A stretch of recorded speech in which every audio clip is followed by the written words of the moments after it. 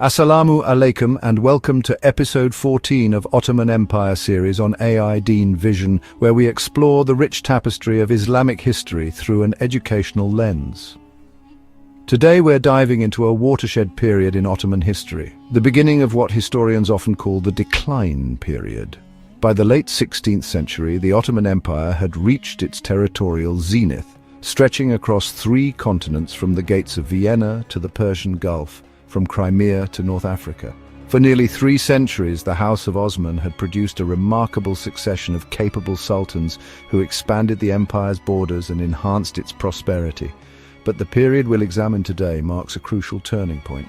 Between 1574 and 1703, 11 sultans would sit on the Ottoman throne, from Murad III to Mustafa II. This era would witness the emergence of deep structural problems within the empire. Economic crises, military setbacks, political instability, and a fundamental shift in how the Sultanate itself functioned. We'll explore how the Sultanate of women emerged, where the mothers and wives of sultans exercised unprecedented influence. We'll see how the imperial harem, once a minor part of palace life, became the nerve center of Ottoman politics, producing both beneficial and destructive consequences. On the battlefield, we'll witness how the once invincible Ottoman military machine began to falter against European powers whose military technology and tactics were rapidly evolving. The Battle of Vienna in 1683 and the subsequent Treaty of Karlowitz in 1699 would fundamentally alter how the Ottoman Empire viewed itself and its place in the world. Yet this isn't simply a tale of inevitable decline.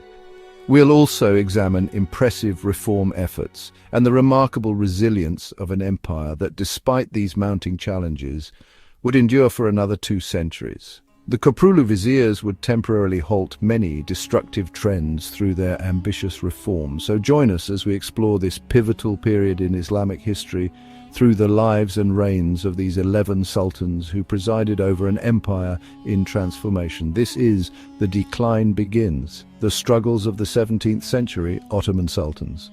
The late 16th century transition, Sultan Murad III, reigned 1574 to 1595.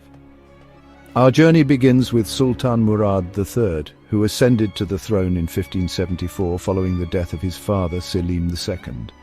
Upon taking power, Murad ordered the execution of his 5 brothers to prevent any challenges to his rule, a practice that had become traditional but would later prove problematic for Ottoman succession. Murad inherited an empire at its territorial peak, but already showing signs of strain. Early in his reign, the economy appeared robust, with the treasury full and trade flourishing across Ottoman domains. The imperial mint produced coins of consistent quality, and Ottoman merchants maintained profitable trade networks spanning from Venice to India. In foreign affairs, Murad launched a successful war against the Safavid Empire in 1578. After 12 years of conflict, the Ottomans secured significant territorial gains in the Caucasus and Western Persia through the Treaty of Constantinople in 1590. This would be one of the last major Ottoman territorial expansions eastward. However, beneath this veneer of success, structural problems were emerging. The influx of American silver into the global economy via European trade routes caused significant inflation throughout Ottoman lands. The value of the Ottoman axe declined, causing economic hardship for many subjects and for the state itself. Perhaps most consequentially, Murad III's reign marked the beginning of profound changes in how the Sultanate functioned. Unlike many of his predecessors, Murad preferred the comforts of the palace to actively leading armies or directly overseeing administration. He became deeply influenced by his mother, Nurbanu Sultan, and his favorite concubine, Safiye Sultan. This palace-centered approach to rule had cascading effects. The Sultan became increasingly isolated from direct governance, relying more heavily on grand viziers, while the influence of the imperial harem in state affairs grew substantially. This period marks what historians call the beginning of the Sultanate of Women, where the Valid Sultan, mother of the reigning sultan, and Haseki Sultan, favorite concubine, wielded tremendous influence. Military discipline also began deteriorating during this period. The Janissary Corps, once the elite backbone of Ottoman military might, increasingly involved themselves in commerce despite regulations forbidding such activities. Their military effectiveness declined as their political power grew. By the time of Murad's death in 1595, inflation was rampant, corruption had increased at all levels of government, and military effectiveness was declining. Yet the empire remained powerful and wealthy, with few outside observers recognizing these as signs of systemic problems rather than temporary challenges. Sultan Mehmed III reigned 1595 to 1603. Upon Murad III's death, his son Mehmed III inherited not just a throne but also ongoing conflicts. Upon ascending to power, Mehmed ordered the execution of his 19 brothers, the largest fratricide in Ottoman history, and had 7 pregnant concubines from his father's harem sewn into weighted sacks and thrown into the Bosphorus. Mehmed inherited the ongoing long Turkish war against the Habsburg Empire. In a rare display of traditional Ottoman leadership, Mehmed personally led his armies to victory at the Battle of Kerestes in 1596, temporarily boosting Ottoman morale and his own reputation. However, this victory was more the exception than the rule during his reign. The war with the Habsburgs dragged on inconclusively, draining the treasury and exposing weaknesses in Ottoman military capabilities. European powers were catching up technologically, while Ottoman innovation had stagnated. Like his father, Mehmed III was heavily influenced by the women of the imperial harem, particularly his mother, Safiye Sultan, who effectively ran the government for periods during his reign. This further entrenched the Sultanate of women as a feature of Ottoman governance. Domestically, Mehmed's reign witnessed the beginning of the destructive Kelali rebellions, a series of uprisings by provincial forces and former soldiers that would plague Anatolia for decades. These rebellions reflected deeper problems: economic distress, weakening central authority, and the dislocation caused by climatic changes during what historians now call the Little Ice Age. When Mehmed III died in 1603, he left behind an empire facing growing internal and external pressures. The peace treaty with Austria, signed shortly after his death in 1606, would bring temporary relief, but the structural problems continued to deepen. The early 17th century crisis. Sultan Ahmed I reigned 1603 to 1617. Ahmed I came to the throne at the tender age of 13, following his father's death. In a significant break with tradition, Ahmed did not execute his younger brother Mustafa upon ascending to the throne. Instead, he confined him to what became known as the cafes, or cage, a secluded section of the harem where potential heirs would be kept under luxurious house arrest. Despite his youth and the challenges facing the empire, Ahmed's reign had notable achievements. He commissioned the magnificent Sultan Ahmed Mosque, better known today as the Blue Mosque, which remains one of Istanbul's most iconic structures. This architectural masterpiece represented both genuine piety and a desire to leave a lasting legacy, comparable to Suleiman the Magnificent's Süleymaniye Mosque. In 1606, the Treaty of Zitvatorok concluded the long Turkish war with the Habsburgs. While presented as a victory, this treaty marked a subtle but important shift. For the first time, the Ottomans treated the Habsburg Emperor as an equal rather than an inferior, a small but telling diplomatic concession. Ahmed also made peace with the Safavid Empire in 1612, a practical necessity given the internal challenges facing the Ottoman state. The Peace of Nasu Pasha returned territories in the Caucasus to Safavid control, another sign that the era of Ottoman expansion was ending. Domestically, the Kelali rebellions continued to rage across Anatolia, devastating rural areas and disrupting the tax base. Ahmed's government struggled to suppress these uprisings, which reflected deeper economic and social dislocations within the empire. Like his predecessors, Ahmed was significantly influenced by the women of the harem, particularly Qasem Sultan, who would become one of the most powerful women in Ottoman history. Her influence would extend across multiple reigns following Ahmed's premature death at age 27 in 1617. Sultan Mustafa II, first reign 1617 to 1618, second reign 1622 to 1623. With Ahmed's death, the Ottoman succession took an unprecedented turn. Rather than passing to one of Ahmed's sons, the throne went to his brother Mustafa, the first departure from direct father-to-son succession since the empire's founding. Mustafa, having spent his formative years confined in the cafes with minimal education or preparation for rule, displayed clear signs of mental instability. Contemporary accounts describe him as prone to fits of laughter, crying without cause, and throwing coins to fish in the palace pools.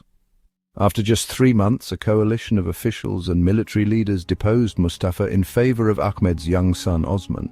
This first deposition of a sultan set a dangerous precedent that would undermine the stability and authority of the Sultanate for generations to come. Sultan Osman II, r. 1618 to 1622, Osman II became sultan at just 14 years of age, but despite his youth, he proved to be ambitious and reform-minded. Educated and intelligent, Osman recognized many of the empire's structural problems and was determined to address them. In 1620, Osman led a campaign against Poland, but the war ended in stalemate after the Battle of Kotin in 1621. This inconclusive result against a relatively minor European power further highlighted Ottoman military decline. The young sultan returned to Istanbul determined to implement sweeping reforms. He planned to create a new, loyal army recruited from Anatolian Turks to replace the increasingly unreliable Janissary corps. He also began preparations to move the capital from Constantinople to Damascus or Cairo, away from the Janissary's power base. These reform plans proved fatal. In May 1622, the Janissaries, combined with religious students and certain palace factions, revolted against the young sultan. In an unprecedented act of regicide, the rebels imprisoned Osman and then violently executed him, the first Ottoman sultan to be killed by his own subjects. Following Osman's murder, the mentally unstable Mustafa I was restored to the throne, now as a puppet for the Janissaries and Harem factions. His second reign lasted only a year before he was again deposed, this time in favor of Murad IV, another of Ahmed's sons. This period of tumult, with 2 sultans deposed and 1 murdered in just 5 years, marked a devastating blow to the prestige and authority of the Ottoman Sultanate. The sacred person of the sultan was no longer inviolable, and real power increasingly shifted to the Janissaries, the harem and powerful officials who could navigate these treacherous political waters. Attempts at revival. Sultan Murad IV, r. 1623 to 1640. When Murad IV ascended the throne in 1623, he was just 11 years old.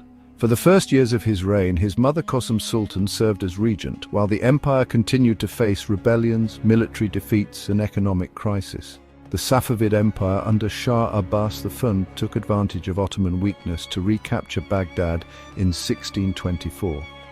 Janissary revolts continued in the capital, while the Chalali rebellions devastated the Anatolian countryside. The empire appeared to be coming apart at the seams. However, as Murad matured, he began to assert direct control over the government. By his early 20s, he had emerged as one of the last truly powerful Ottoman sultans. Determined to restore discipline and order, Murad implemented harsh measures against corruption and social vices. The Sultan personally patrolled Istanbul's streets at night, executing anyone found violating his strict prohibitions on alcohol, tobacco, and coffee. His justice was swift and brutal, but effective in restoring order to the capital.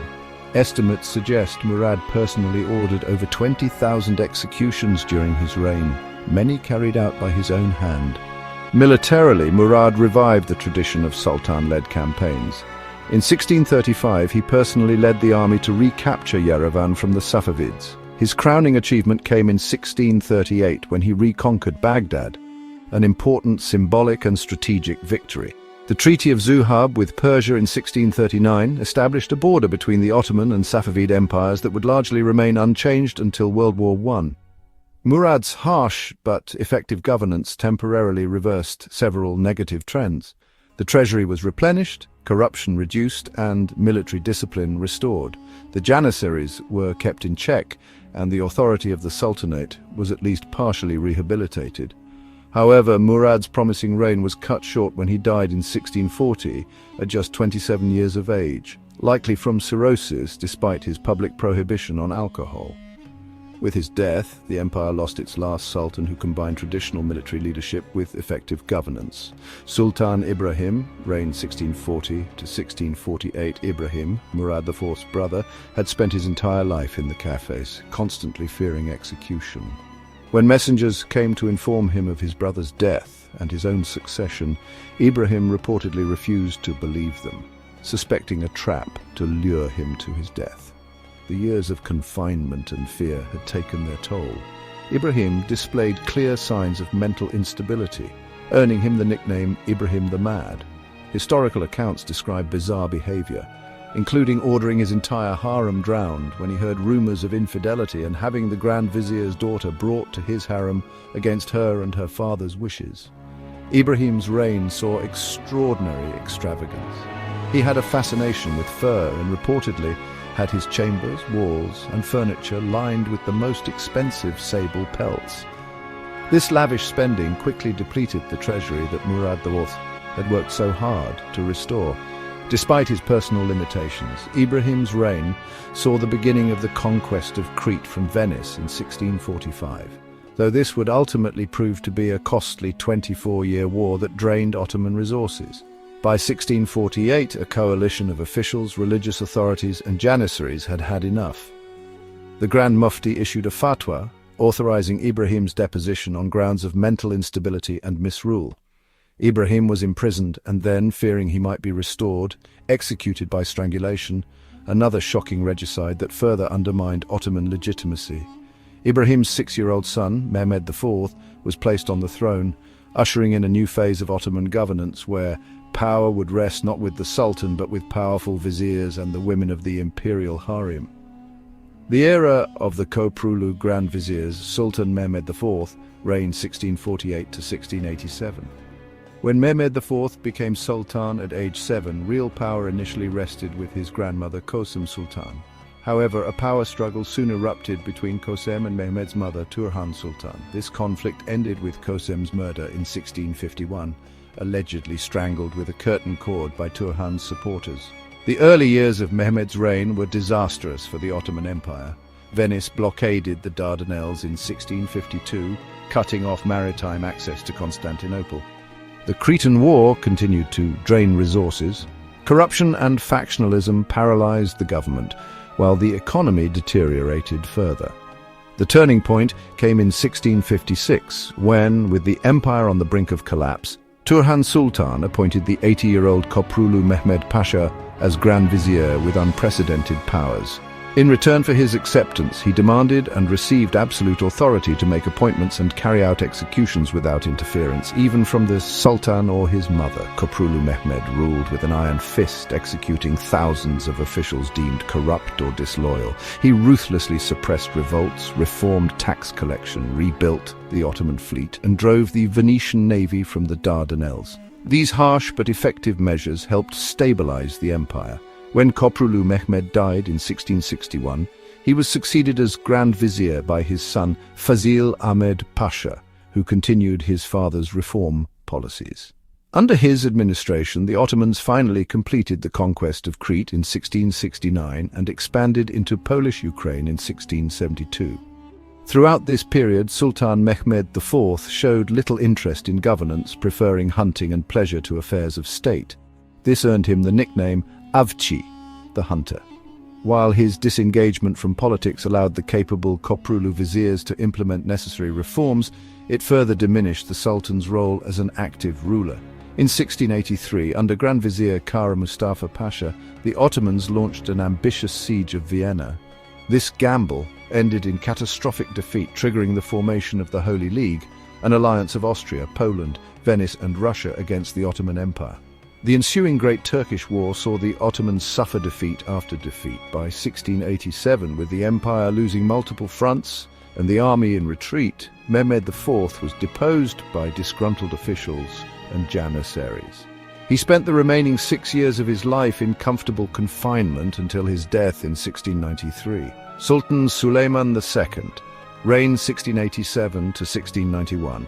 Suleiman II, Mehmed IV's brother, ascended the throne at age 45 after spending most of his life in the cafes. Like others who had experienced prolonged confinement, he emerged physically and mentally diminished, described by contemporaries as prematurely aged.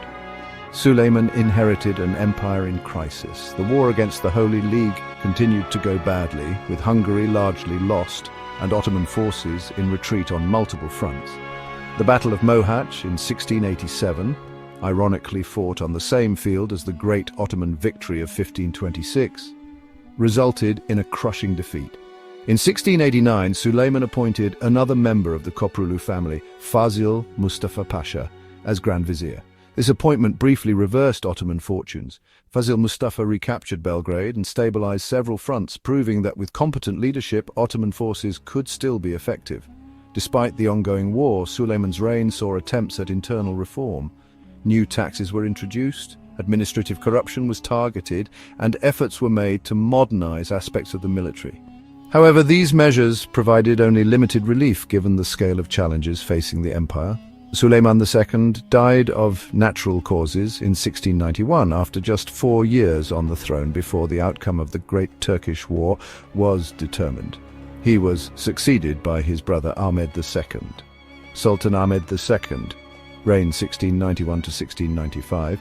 Ahmed II, another son of Ibrahim, came to the throne at age 48 after decades in the cafes. Contemporary accounts describe him as pious and well-intentioned, but lacking the forceful personality needed for the crisis facing the empire. Shortly after Ahmed's accession, the promising Grand Vizier Fazil Mustafa Pasha was killed at the Battle of Slankamen in 1691, a significant Ottoman defeat. With his death, the Koprulu reform momentum was temporarily halted, and Ottoman military fortunes again declined. Ahmed's reign witnessed severe economic distress. The prolonged war drained the treasury, while debased coinage and inflation caused hardship for ordinary subjects. Food shortages and urban unrest became increasingly common. Despite these challenges, Ahmed II was known for his personal piety and support of religious scholarship. He commissioned translations of important Islamic texts and supported the ulema, religious scholars, though these cultural contributions did little to address the empire's structural problems. When Ahmed II died in 1695 after just 4 years on the throne, the empire remained locked in an existential struggle with the Holy League. His nephew Mustafa II, son of Mehmed IV, would inherit this ongoing crisis. Sultan Mustafa II reigned 1695 to 1703. Mustafa II came to the throne determined to reverse Ottoman decline and personally lead his armies in the tradition of his great ancestors. Unlike his immediate predecessors, Mustafa had received military training and showed genuine leadership abilities. In a break with recent practice, Mustafa personally led the Ottoman army to several victories between 1695 and 1696, boosting morale and his own prestige. For a brief moment, it appeared that the Sultanate might reclaim its traditional military leadership role. However, this revival proved short-lived. In 1697, Mustafa's army suffered a catastrophic defeat at the Battle of Zenta at the hands of Prince Eugene of Savoy. The Sultan barely escaped with his life, while the Ottoman army lost approximately 30,000 men and its entire artillery train. This decisive defeat, combined with Russian advances and general war weariness, forced the Ottomans to seek peace. The resulting Treaty of Karlowitz in 1699 marked a watershed in Ottoman history, the first time the empire was forced to cede large territories to Christian powers. By the terms of the treaty, the Ottomans surrendered Hungary, Transylvania, parts of Croatia and Slovenia to Austria, Podolia and parts of Ukraine to Poland, and the Peloponnese to Venice. These unprecedented territorial losses shattered the myth of Ottoman invincibility and forced the empire to adopt a defensive rather than expansionist posture. Demoralized by these setbacks, Mustafa II withdrew from active governance and military leadership, retreating to a palace in Edirne. Power increasingly shifted to the Grand Vizier and religious establishment. In 1703, growing discontent with the Sultan's absence from the capital and ongoing economic problems triggered what became known as the Edirne event, a rebellion that forced Mustafa to abdicate in favor of his brother Ahmed III. This upheaval closed the chapter on this tumultuous period of Ottoman history. As we've seen throughout this episode, the period from 1574 to 1703 transformed the Ottoman Empire in fundamental ways. From the height of its territorial expansion under Murad III to the humiliating concessions of Karlowitz under Mustafa II, we witness the emergence of structural problems that would continue to challenge the empire for its remaining 2 centuries. The 11 sultans who reigned during this period faced unprecedented challenges, both internal and external. Some, like Murad IV and Mustafa II, early in his reign, demonstrated that determined leadership could still make a difference.